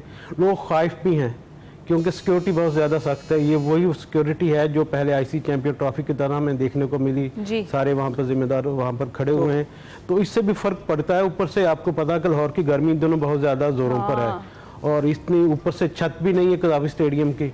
सीढ़ियों पर बैठ के वो जो नीचे वो प्लास्टिक की सीढ़ियाँ हैं वो तो पहले ही बहुत गर्म हो जाती हैं, तो वहाँ पर बैठकर मैच देखना तो यकीनी तौर पर बहुत ज़्यादा एक इम्तिहान में किसी को डालने वाली बात है। अब ये चूँकि पहले जो 2 मैच थे, जिस तरह कल मैच हुआ और आज मैच खेला जा रहा है, ये डे में थे, इनके सुबह 9:30 बजे इनका आगाज़ होना है। उसके बाद जितने मैचेस हैं, बाकी 6 मैचेस हैं टोटल, वो दोपहर 2:30 बजे शुरू होंगे। तो ये हम कह सकते हैं कि जो शाम की इनिंग्स होगी, सेकंड इनिंग्स होगी, जब लाइट्स रोशन होंगी, थोड़ा मौसम अच्छा बदलेगा, तो फिर यकीनी तौर पर कुछ लोग आएंगे कि चले इसी बहाने बच्चों को स्टेडियम भी दिखाएं, खुद भी लुत्फानंदोज हो। बिल्कुल जला देने वाली गर्मी है इस वक्त और ये सोच कर इंतजामिया ने अच्छा किया कि अगले मैचेस सारे जो है वो 2:30 बजे शुरू करें। देखना गर्मी की वजह से हमने देखा कि जो खवातीन खिलाड़ी उनको क्रैम्प्स भी पड़ते रहे क्योंकि डिहाइड्रेशन हो जाती है। और वेस्ट इंडीज की एक खिलाड़ी तो शदीद बीमार भी हो गई थी, बेचारी को बाहर ले जाना पड़ा और क्योंकि गर्मी में इतना उनको आदत नहीं है खेलने की। पाकिस्तानी खवातीन तो उन्होंने यहाँ पर कैंप भी लगाया, वहाँ मैचेस भी खेले, थोड़े से वो अपने माहौल से यूज टू हैं, लेकिन बाहर की जो लड़कियां इतनी ज्यादा आइडिया। अच्छा, तो इस वक्त जिस तरह से भी हम बात करें अगले मैच की, स्कॉटलैंड ने भी एक मैच जीता हुआ है, हमने भी जीत लिया है, मोराल उनका भी बुलंद है, हमारा भी है, तो क्या एक्सपेक्ट करें अपनी लड़कियों से? फिर हम देखिए, अभी तक तो पाकिस्तान की परफॉर्मेंस बहुत अच्छी रही है। हमें वामो मैचेस में भी वेस्ट इंडीज़ को भी हराया था, बांग्लादेश को भी हराया था और इस तरह कह सकते हैं कि हमारा जो मोराल है वो तो बुलंद है। लेकिन चूँकि गर्मी बहुत ज़्यादा, इसका असर यकीनी तौर पर परफॉर्मेंस पर भी पड़ता है। अब कल हमने लकीली जो पहले अपना बाद में बैटिंग की, लेकिन उसकी वजह से यकीनी तौर पर पाकिस्तान को फ़ायदा भी हुआ और पाकिस्तान की टीम ने एक बेहतर जो बैटिंग थी उसके फील्डिंग थी वो करके अपना मैच ये कामयाबी हासिल की। अभी तक कल जो मैचेस हुए उसमें जिस टीम ने टॉस जीता उसने पहले फील्डिंग को तरजीह दी, क्योंकि सुबह के वक्त फील्डिंग करना आसान होता है, मौसम थोड़ा कदरे बेहतर होता है, और बाद में टीमों जो बैटिंग करने वाली टीमों ने उन्होंने कामयाबियाँ भी हासिल की हैं। अब पाकिस्तान की टीम इस वक्त तो बेहतरीन खिलाड़ियों पर मुश्तमिल, उनका कम्बिनेशन भी बहुत ज़्यादा अच्छा है। उनके साथ मोहम्मद वसीम बतौर हेड कोच काम कर रहे हैं, अब्दुल रहमान भी काम कर रहे हैं, तो खिलाड़ी मोराल का ज़्यादा अच्छा है। तो आगे चलकर आपको क्या लगता है कि कौन सी टीम पाकिस्तानी टीम को टफ टाइम दे सकती है? देखिए, मैं तो समझता हूँ कि स्कॉटलैंड की टीम का जिस तरह उन्होंने उड़ान बढ़ी है तो पाकिस्तान को यकीनी तौर पर टफ टाइम देंगे। अच्छा। और पाकिस्तान की टीम की एक आलिया, जिस तरह आपने जिक्र किया, आलिया सिद्रा अमीन है, ये अच्छी खिलाड़ी, इनकी अच्छी बैटर है। और जिस तरह कहते हैं कि पाकिस्तान के पास भी एक बाबर आजम है, उसके साथ रिजवान है और साइमा अयूब है, इस तरह की हमारे पास भी जो कम्बिनेशन विमेंस क्रिकेट में भी वो भी 2-3 लड़कियां हैं जो अगर विकेट पर कुछ देर रुक जाए तो फिर कुछ बेहतर रिजल्ट हो सकते हैं। सब ऐसे हम जीतने की बातें कर रहे थे अच्छी, आप फिर कहाँ हमें ले गए बाबर आजम और रिजवान की तरफ? वली आप पूछिए, आप क्या कह रहे हैं? हम अब बिल्कुल तवज्जो नहीं देते, हम बहुत खुश थे, बहुत मायूस हैं। हम कहते हैं कल से पीएसएल शुरू, मायूस ना, कल से पीएसएल शुरू हो जाएगा, फिर हम क्या करेंगे? फिर पाकिस्तान हारेगा नहीं, चौके छक्के लगेंगे जी। फिर हम ये तो फिर नहीं लिखेंगे कि पाकिस्तान आज मैच हार गया है। हम तो ये लिखेंगे इस्लामाबाद ने जीत लिया, लाहौर ने जीत लिया। और इतनी तौर पर गलतियां पाकिस्तानी टीम से हुई हैं और पीएसएल अब एक दोबारा लड़कों के पास मौका को खुद को गियर अप करे। बाबर आजम से भी तकवात है, साइम अयूब की वापसी भी हुई है, फखर जमान भी अब टीम में वापस आ गया है। में तो चल जाते हैं, लेकिन फिर आगे चल के क्या होता है? देखिए, जो मैं समझता हूँ कि पाकिस्तान क्रिकेट बोर्ड को थोड़ी सी अपनी पॉलिसियों में बेहतरी लाने की ज़रूरत है, खुसूसन सिलेक्शन के मामले में। हम ये होता है कि पीएसएल में जो लड़के 2 या 3 अच्छी इनिंग्स खेलते हैं उसको एकदम से टीम में ले आते हैं, जिसका नुकसान हमेशा हमें देखने को मिला है। जिस तरह आपने देखा कि अब जो T20 स्क्वाड हमने देखा न्यूजीलैंड के खिलाफ, उसमें भी यही कुछ हुआ कि लड़कों ने कुछ परफॉर्म किया, उनको उठा के आपने कौमी टीम की कैप दे दी। इस तरह कहीं भी नहीं होता। पहले आप अपनी टीमों में उसको खिलाते हैं, उनको तजर्बा दिलाते हैं, फिर उससे वहाँ पर उनको दोबारा सीनियर टीम में लेके आते हैं। हमसे ये जो डायरेक्ट फ्लाइट है ना इनकी टीम में आने की, इसको ख़त्म करना पड़ेगा। और सिर्फ T20 क्रिकेट ही है जिससे हमें फ़ायदा भी हुआ है, अच्छे नए लड़के भी मिले, इसी ने पाकिस्तान की क्रिकेट का बेड़ा गर्क भी किया है। बिल्कुल। अब इसकी वजह यह कि टेस्ट मैच में अच्छा परफॉर्म नहीं करते, वनडे में अच्छा परफॉर्म नहीं करते। अब लड़के जैसे होते हैं कि वो T20 में तो बिल्कुल ही बेड़ा गर्क हो गया। AI की अब टेक्नोलॉजी की तर्ज पर हमारे लड़के खेलना शुरू हो गए कि बस आए, अपना दम से 2-4 छक्के मारे, 2-4 विकेटें गिराएं और एकदम से फेम हासिल कर लें। चलें जनाब, मेले तो अब भी जारी हैं, पीएसएल का मेला कल सजने वाला है। इसके साथ साथ we wish our women cricket team best के वो क्वालिफायर राउंड्स मुकम्मल करें, अपने मैच जीतें और फिर वर्ल्ड कप को ज्वाइन करें। बहुत शुक्रिया यूसुफ साहब हमें ज्वाइन करने के लिए, तफसीलात से आगाह करने के लिए। हम ब्रेक पर जाएंगे।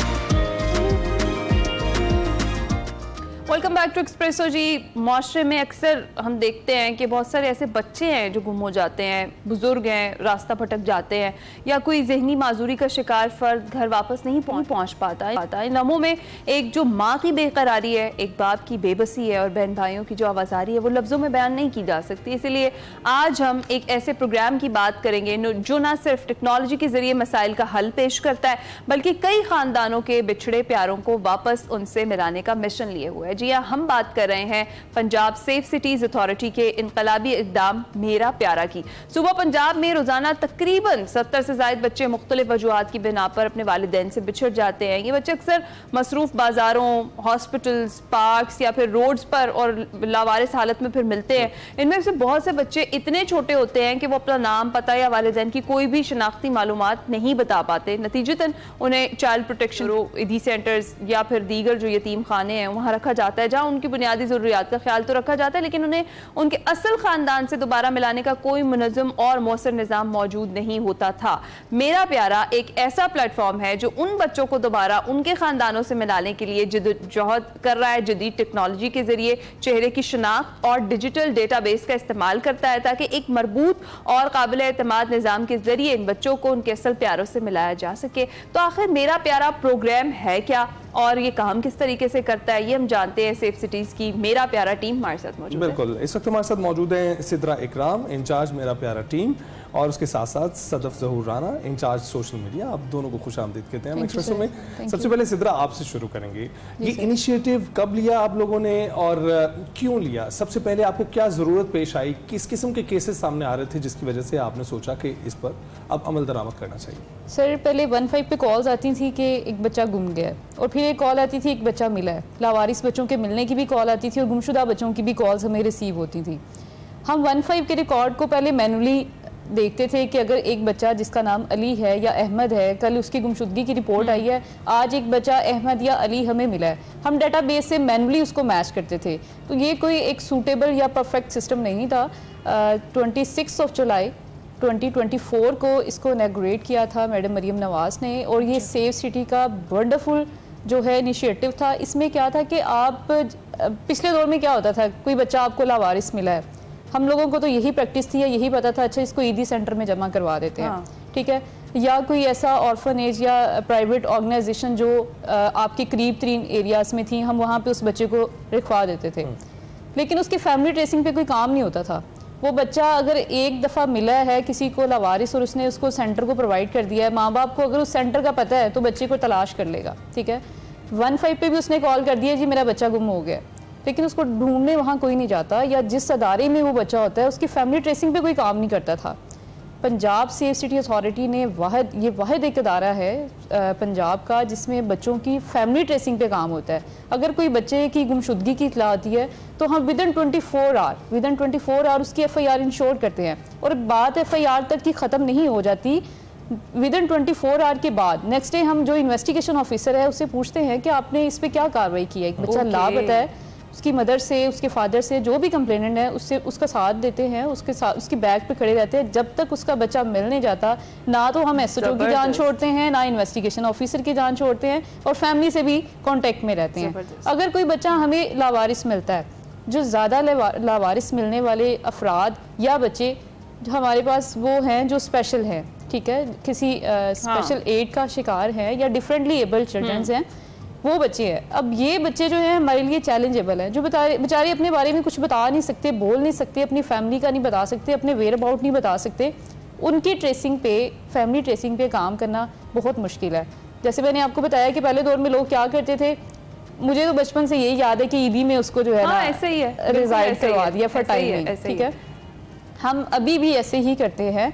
बच्चे की जब तक फैमिली ट्रेस नहीं होती, बच्चा स्टेबल है तो चाइल्ड प्रोटेक्शन ब्यूरो में, ठीक है, अगर स्टेबल नहीं है तो उसको ईदी एक वाहिद अदारा है जो स्पेशल अफराद, स्पेशल चिल्ड्रंस को की कस्टडी ऑन करता है और उनको स्पेशल केयर में रखता है। बिल्कुल ठीक। फिर हम जो बच्चे तो जिनकी बायोमेट्रिक हो सकती है उनकी बायोमेट्रिक के थ्रू नादरा से रिकॉर्ड लेते हैं और फैमिली को हैंड ओवर करते हैं।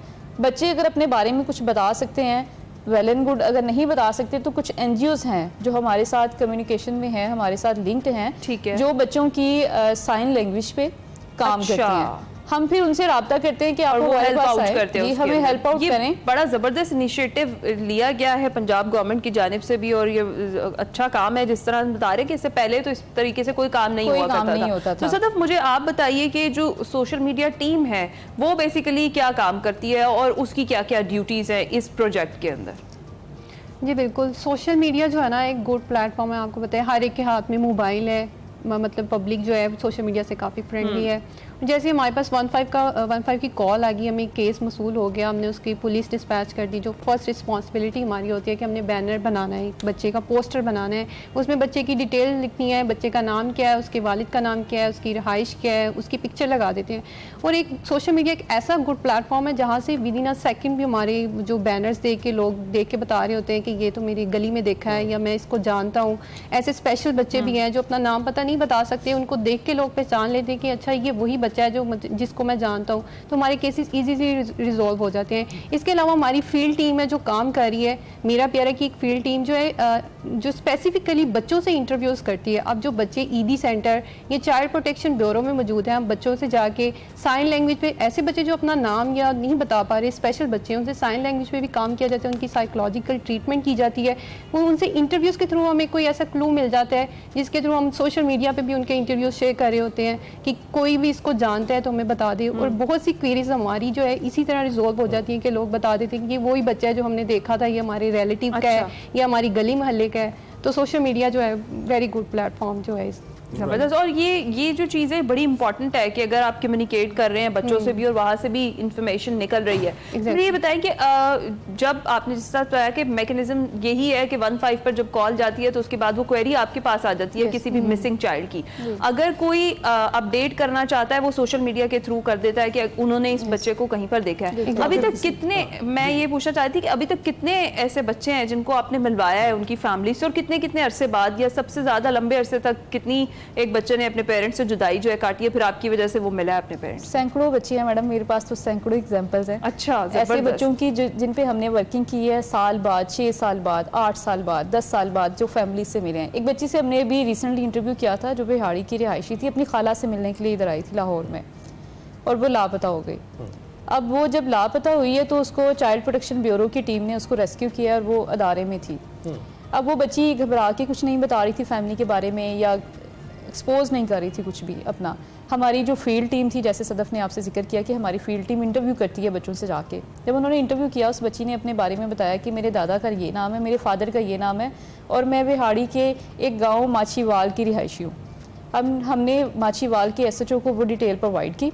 अब हमारा पूरे पंजाब की पुलिस के साथ कोऑर्डिनेशन होती है, हम डेटा उनसे व्हाट्सएप पे शेयर कर देते हैं कि सर ये डिटेल है कि आप चेक करके बताएं।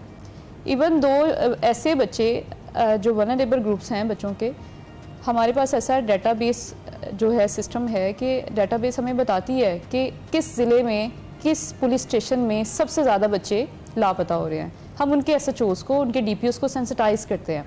अच्छा, मैं उस बच्ची की बात कर रही थी, वो पिछले 2019 में लाहौर आई थी और लापता हो गई थी। जब उसकी फैमिली से बात की, वो बिल्कुल गरीब थे और उन्हें 15 पे कॉल करने का भी तरीकाकार नहीं पता था। मजदूर लोग थे और उनके पास वो बटनों वाले मोबाइल होते हैं, वो मोबाइल थे, वो भी भाई के पास था, बाप के पास मोबाइल भी नहीं था। और फैमिली से भी आपके से वो अपनी माशाल्लाह 6 साल के बाद, और इससे अच्छी चीज क्या होगी कि कोई बिछड़ा हुआ अपने प्यारे से वापस मिल सके। तो ये तो नेकी का काम है ना, बिल्कुल नेकी का काम है। बहुत शुक्रिया सिद्रा इकराम और ज़हूरान हमारे साथ मौजूद थी और जो इतना खूबसूरत काम कर रही हैं। और इसके अंदर आप भी पार्टिसिपेट कर सकते हैं अगर आपको कोई ऐसा बच्चा दिखता है कि जो इनकी सोशल मीडिया वेबसाइट पर आपको दिखाई देता है कि जी ये वही बच्चा है, तो आप रिलेट कर सकते हैं, आप कॉल कर सकते हैं। हम जाएंगे ब्रेक पर।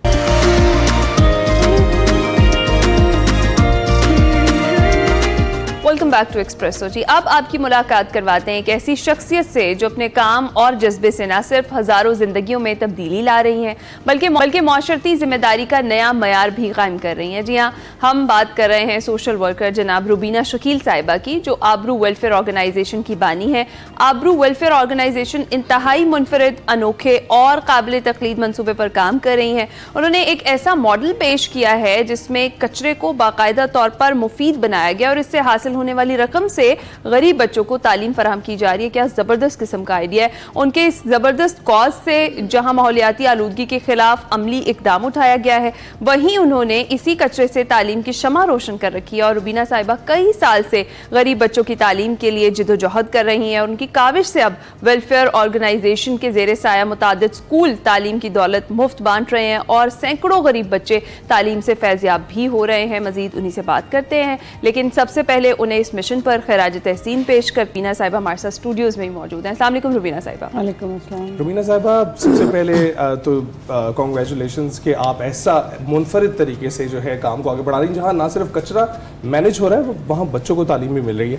लेकिन ये आइडिया आया कैसे आपको? अस्सलाम वालेकुम जी बिस्मिल्लाहिर्रहमानिर्रहीम। आप तमाम लोगों का शुक्रिया यहाँ तक बुलाने का। ख्याल ये आज से तकरीबन हम 23 साल पीछे चले जाएं, 1 जनवरी 2003 मेरी बहुत साल पहले से, उससे भी पहले से ये ख्वाहिश थी कि मुझे अपने मुल्क के लिए या अपने मुआशरे के लिए कुछ करना है, अपनी इनपुट डालनी है। अब हर बंदा मुख्तलिफ तरीके से सोचता है, यार मेरी इनपुट ऐसे हो सकती है, किसी पेशेंट को दवाई दिला दी जाए या किसी गरीब बच्ची की शादी कर दी जाए या कुछ खाना पीना दे दिया जाए। लेकिन मैं चाहती थी कि ये सारी चीज़ें मुस्तकिल बुनियादों पे मिले, वन टाइम ना हो कि आप वन टाइम मदद कर दें। तो समझ यही आया कि ये सब कुछ मुस्तकिल बुनियादों पे सिर्फ तालीम के ज़रिए ही मिल सकता है कि आप किसी शख्स को तालीम याफ्ता कर दें, उसके बाद वो ये सारी सहूलतें खुद ही लेना शुरू कर देगा।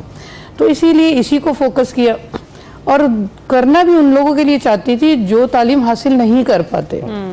तो अपने घर के मेड सर्वेंट्स के 3 बच्चे, 2 मोहल्ले के 5 बच्चों से घर के पोर्च से इसका आगाज़ किया। अल्हम्दुलिल्लाह आज ये 11 बिल्डिंग्स में मुश्तमिल है। माशाल्लाह 5000 से ज़ायद बच्चे इस वक्त इनरोल हैं और 30,000 से ज़ायद बच्चे हम इन 22 सालों में पढ़ा के यहाँ से और तरबियत दे के भेज चुके हैं, जो अब वापस रिटर्न होते हैं तो अल्हम्दुलिल्लाह एक आबरूमंदाना ज़िंदगी गुजार रहे हैं। अभी रास्ते में मैं ट्रैवल कर रही, मेरी मददगार साथी मेरे साथ थी, तो उन्होंने कहा जी बाजी वो जी मेरी बेटी है ना वो स्टूडेंट के घर बच्चा होया। तो मुझे इतनी उस वक़्त अच्छा लग रहा था कि ये खातून मेरे पास तकरीबन आई थी कोई 18-19 साल पहले, बहुत छोटी सी बच्ची लाई। अभी की ये ट्रैवलिंग की बात है, जब तक यहाँ तक पहुँची हूँ वो वहीं मेरे साथ ने पढ़ी 10वीं तक, और आज इतनी वेल ड्रेस होके वो आगे हमारा एक जुगी प्रोजेक्ट है उसमें पढ़ाने भी जा रही है और आगे भी माशाल्लाह पढ़ रही है। तो ये चाह तो यही रही थी ना कि एक मुलाजिम का बच्चा घर का मुलाजिम ना हो। देखें हर बंदे ने, यूरोप में भी देखें हर बंदा अपना काम खुद करता है, ये नखरे हमारे पास ही है। तो हम नहीं क्यों बंदे को मुलाजिम बनाए, उसको भी एक हक है कि वो अच्छी बिल्कुल बड़ी अच्छी सोच है आपकी जिसके तहत ये आप काम तो अल्लाह का शुक्र है ये कामयाबी का आगाज हुई है। तो मुझे पता चला जी मेरी स्टूडेंट के आगे स्टूडेंट और इस तरह से आपकी बहुत सारी स्टूडेंट्स हैं, बहुत सारे ये तो रीसेंट एग्जांपल आप दे रही हैं। अच्छा मुझे बताइए मैकेनिज्म ये है क्या, सूखे कचरे से किस तरीके से जो है वो उसको कारामद बनाया जाता है और उसे फिर बेचा जाता है ताकि फिर ये जो तालीम के अखराजात हैं बच्चों के पूरे किए जा सकें? ये बताती चलूँ कि जब मैंने शुरू किया था तो हर एक का सवाल था कि क्या कोई बजट था आपके पास या कोई प्लानर। मैंने कहा बजट नहीं था, मेरे अपने बच्चों के इस्तेमाल शुदा अशिया मौजूद थी, कॉपी पेंसिल वगैरह, उनसे आगाज़ किया। वो 3 और 5 को तो कैटर कर सकता है लेकिन 5000 को नहीं वो 3 बच्चों की पेंसिलें कर सकती। तो कुछ तो करना है ना, आपने ज़कात लेनी है, लोग देते हैं, अतियात देते हैं, खैरात देते हैं, ये मुल्क के लोग बहुत अच्छे लोग हैं, सब कुछ करते हैं लेकिन मुस्तकिल बुनियादों पे काम नहीं चल सकता। तो इसलिए हम इसी को, वो जो 3 बच्चों, मेरे 3 बच्चों की कॉपी पेंसिल थी वो अब 3000 और 10,000 लोगों तक डिवाइड कर दी है। वो इसी शक्ल में जो आप लोगों को नज़र आ रही है कि मैं हर अपने साथी को ये आगाही दे रही हूँ या ये आगाही मुहिम पे मुस्तकिल बुनियादों पे रहती हूँ कि आप लोगों के घरों में रोजाना की बुनियाद पे एक सूखा कूड़ा पैदा हो रहा है। तो ये बताइएगा कि ऑर्गेनाइजेशन का नाम आपने कैसे सिलेक्ट किया? ये भी बड़ा अच्छा एक सवाल है कि मुझे नहीं मालूम था कि मुझे इदारे को रजिस्टर्ड करवाना होगा। 3 महीने गुजर चुके थे, मेरे पास 30-35 बच्चे हो गए थे, 5 से वो 35 तक चले गए। तो मैं एक दिन अपने हस्बैंड से कहने लगी कि जब हम बच्चों से बात कर रहे होते हैं तो हमने उन्हें बताना था तुम किसी स्कूल में जाते हो, मतलब अगर मैं तस्वुर करूँ मेरे बच्चे बैठे हैं भाई आप कहाँ जाते हो, तो अब उन्हें मैं क्या बताऊँ। तो मैं कहा आपके जहन में क्या है कि क्या हम स्कूल का नाम रखें। तो आपको पता है मर्द हज़रात वैसे ही उलझे होते हैं, कहते भाई खोलना क्यों है, क्यों बनाइए, क्यों पढ़ाती रहती है सारा दिन। मैंने कहा शकील साहब इसलिए पढ़ाती हूँ कि इनको एक आबरूमंदाना ज़िंदगी मिले और मेरा क्या मकसद हो सकता है, यहीं से आबरू जो तो है। वो कहने लगे बीबी फिर आबरू ही रख ले। मैं कहा आबरू रख लूं? कहते तो बस मकसद तुम्हारा पूरा हो रहा है। तो वो नाम अल्लाह ने उसको इतनी इज्जत दी, मकसद भी यही था कि ये आज जिस बच्ची का मैं भी जिक्र कर रही हूँ आज वो आबरूमंदाना जिंदगी गुजार रही है और यही मकसद था, इसी तरह इसका नाम रखा गया। इसके पीछे हिडन यही एजेंडा है। ज़बरदस्त। और जिस तरह से इस पूरे मैकेनिज्म के साथ आपने ये शुरू किया और फिर अब इसकी माशाल्लाह से आपने कहा कि कितने सारे स्टूडेंट्स हैं आपके, और इसी के साथ एजुकेटेड चाइल्ड प्रोग्राम जो इसके इंटर रिलेट करता है, तो उसके हवाले से भी ज़रा बताएं। हम करते ये हैं कि अब ये सारे अखराजात जो 60 लाख से ऊपर जा चुके हैं, हाँ। अब इनको अपने मीट कैसे करना है इन अखराजात को, 2-3 तरीके हैं। एक तरीका तो हम कहते हैं स्पॉन्सरशिप ले लें, स्पॉन्सरशिप बच्चे की एक सरपरस्ती ले लें। हम 1500 रुपये क्लेम करते हैं कि इस पे खर्चा आ रहा है, आप वो हमें दे दें। अच्छा। आप कहते हैं नहीं रुबीना अभी मैं स्टूडेंट हूँ या मैं हाउस वाइफ हूँ, अभी मैं ये अफोर्ड नहीं कर सकती। हम कहते हैं चलें आप फिजिकली आ सकते हैं, कोई आपके पास हुनर है, आपको कोई अच्छी लैंग्वेज आती है, आपको कोई कटिंग सोइंग आती है, फिजिकली टाइम दे सकते हैं। आप कहते हो नहीं हम फिजिकली टाइम भी नहीं दे सकते। फिर हम ये कहते हैं कि क्या आप रोज़ाना अपने घर में जो कूड़ा पैदा हो रहा है, चाय की पत्ती का रैपर खाली कर रहे हैं, साबुन मुंह धोने गए साबुन का रैपर, टूथपेस्ट का रैपर है, पिज़्ज़े की पैकिंग पड़ी हुई है, आप ये सारा जमा कर सकते हो। क्योंकि हमारा क्लेम है आबरू एजुकेशनल वेलफेयर ऑर्गेनाइजेशन का एक project Aabroo solid waste management and recycling है। तो हम ये क्लेम करते हैं, ये आवाज़ बुलंद करते हैं, आपके घर का एक माँ का सूखा कूड़ा एक बच्चे की मुफ्त तालीम है। तो कूड़ा बचाएं और बच्चा पढ़ाएं। तो अगर जैसे 2 हज़रात आप हैं, 3 हमारे स्टूडियो में नज़र आ रहे हैं, सब ये इरादा कर लें कि इस मुल्क में कोई बेआबरू नहीं होना चाहिए, जाहिल नहीं होना सिक्के चाहिए। के दोनों रुख हैं आपकी ऑर्गेनाइजेशन की, वो दोनों ही बेहतरीन हैं और हम फिर से आपको कॉन्ग्रेचुलेट करेंगे और इसके साथ wish you best of luck आपकी जो मुस्तकबिल में अज़ाइम हैं इस ऑर्गेनाइजेशन को लेकर, और हम उम्मीद करेंगे कि हम आप ज़्यादा से ज़्यादा बच्चों को केटर कर सकें। बहुत शुक्रिया हमारे स्टूडियोज़ में। मैं चाहूँगी कि पैगाम ज़रूर दें कि घरों में वाली ख़वातीन सिर्फ अपने आप को हाउस वाइफ ना समझें, अपने आप को सोशल वर्कर वो घर बैठ के बना सकती हैं कि वो इर्द गिर्द में इस कूड़े को गली तक ना जाने दें। खुदारा उसको महफूज करें, हमें कॉल करें, हम खिदमत में हाजिर हैं। बड़ा ज़बरदस्त मैसेज है आपकी तरफ से, बहुत शुक्रिया। रुबीना शकील साहिबा हमारे साथ मौजूद थी और किस तरीके से वो काम कर रही हैं और किस तरीके से उन्होंने इनिशिएटिव लिया है। तो हर जो घर में बैठी हुई खातून है वो सोशल वर्कर बन सकती है। तो आप भी इस आज़म के तहत अगर आप कुछ करना चाहते हैं तो आप ये काम शुरू कर सकते हैं। इसके साथ ही हम एक्सप्रेसो से दीजिए इजाज़त, आपसे मुलाकात होगी कल। अपना ख्याल रखिएगा, फीडबैक ज़रूर दीजिएगा। अल्लाह हाफ़िज़।